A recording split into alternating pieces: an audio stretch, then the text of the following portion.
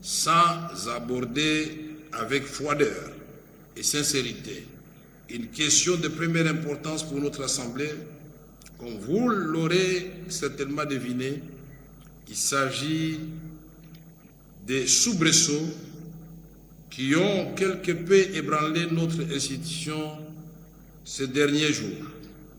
C'est depuis la dernière session ordinaire que le bureau a enregistré une série de préoccupations émanant des honorables députés nationaux.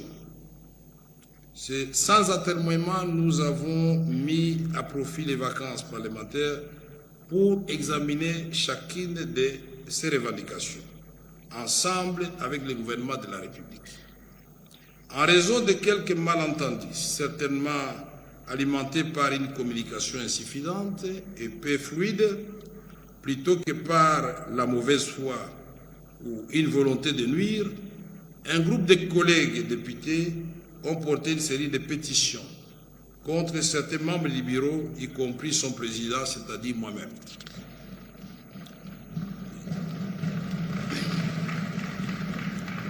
Je voudrais vous rassurer ici qu'il s'agit d'un exercice parlementaire légitime qui témoigne de la vitalité de notre démocratie et qui ne devrait pas s'encombrer de vaines polémiques inutilement chronophages. Cependant, il me semble à propos de rappeler que cette initiative devrait être reconsidérée à la lumière des avancées notables enregistrées dans la prise en charge des principales préoccupations soulevées et aussi au regard du contexte particulier que traverse notre pays. Je rappelle au souvenir de chacun d'entre nous que nous faisons face à une menace existentielle bien réelle, au moment où les forces négatives remettent en cause notre souveraineté nationale. Le peuple que nous représentons attend de nous une action motivée par l'unique désir de répondre à ces priorités, parmi lesquelles figure en bonne position la restauration de la paix et de l'autorité de l'État sur l'ensemble du territoire national, le renforcement de son pouvoir d'achat et la fourniture des services sociaux de base. Pour cette raison, et suivant les orientations sanitaires reçues de son Excellence Monsieur le Président de la République, chef de l'État, dans son rôle constitution des garants du bon fonctionnement des institutions, le bureau de l'Assemblée nationale a entrepris des consultations au sein des conférences des présidents, des différents caucus, ainsi que des structures spécialisées comme les réseaux de jeunes parlementaires pour garantir une rentrée parlementaire apaisée.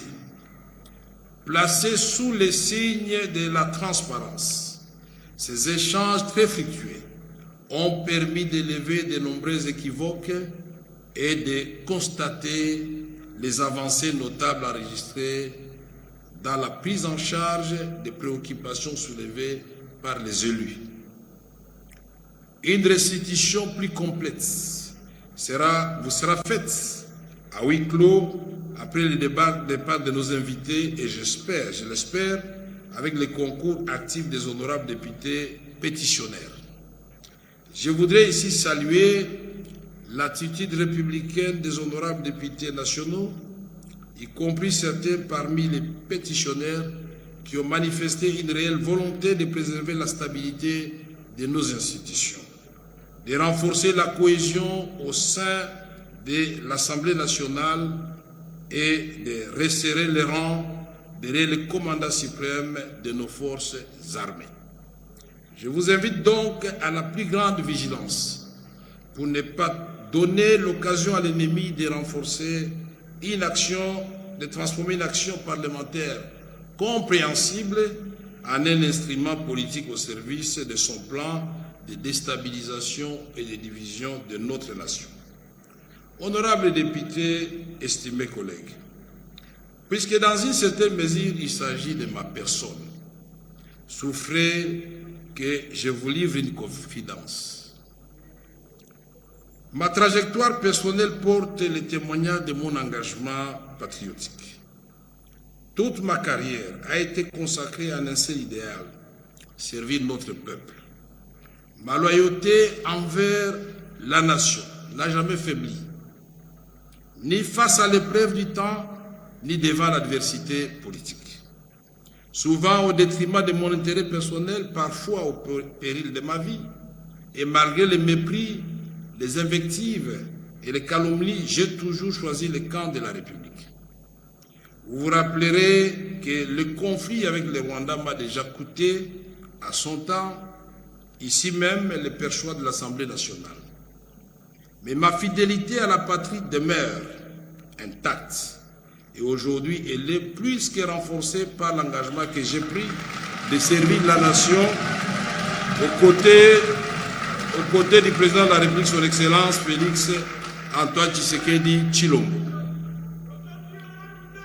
Sur une carrière qui dure depuis plusieurs décennies maintenant, les tumultes de la vie politique ne m'ont laissé que trop peu de répit.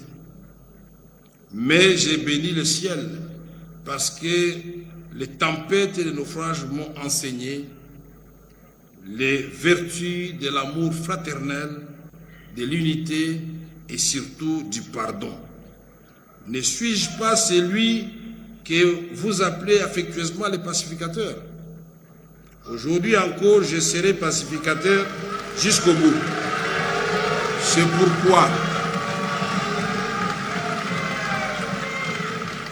pourquoi je voudrais vous dire, honorables députés, distingués collègues, que s'il y en a parmi vous qui se sont sentis froissés, heurtés ou dérangés de quelque manière que ce soit par ma conduite, par mes propos, qu'ils daignent bien accepter l'expression de mes regrets le plus sincère et j'implore leur pardon. Honorables députés, estimés collègues, je voudrais aussi m'adresser aux jeunes parlementaires, véritables chevilles ouvrières de notre Assemblée, tant pour la production parlementaire que pour l'action politique. Mes chers jeunes, votre appel a été entendu et le bureau s'emploiera à créer les conditions de votre épanouissement, notamment à travers un plus large espace d'expression et des opportunités pour renforcer vos capacités. C'est d'abord pour répondre à vos besoins de formation que le bureau a entrepris de mettre en place une académie parlementaire en étroite collaboration avec les vice-premiers ministres, ministres de la fonction publique, l'IAU, à travers l'École nationale d'administration ENA. Cette session budgétaire sera la vôtre. Je vous invite, vous, autant que l'ensemble des députés nationaux, élus légitimes de notre peuple et gardiens de ses aspirations, à travailler avec acharnement dans l'abnégation et la discipline pour offrir à ces peuples dont nous sommes les élus légitimes et les gardiens de ses aspirations la contrepartie de la confiance qu'il a placée en nous. Honorables députés, estimés collègues, distingués invités, permettez-moi de conclure cette adresse par une invocation des Saintes Écritures qui, dans le psaume 133, nous enseigne ce qui suit. Voici, ô, qu'il est agréable, qu'il est doux pour des frères de demeurer ensemble dans l'unité.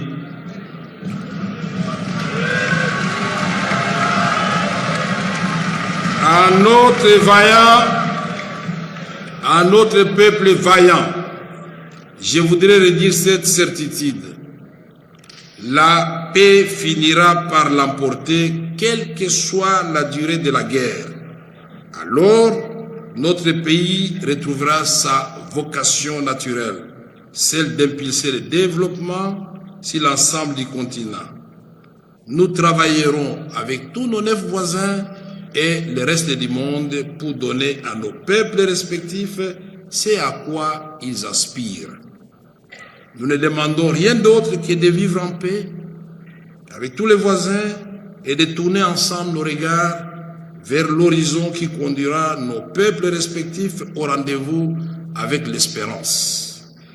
Que Dieu bénisse la République démocratique du Congo et son peuple, que vive la paix, l'amour et la cohésion. Je vous remercie.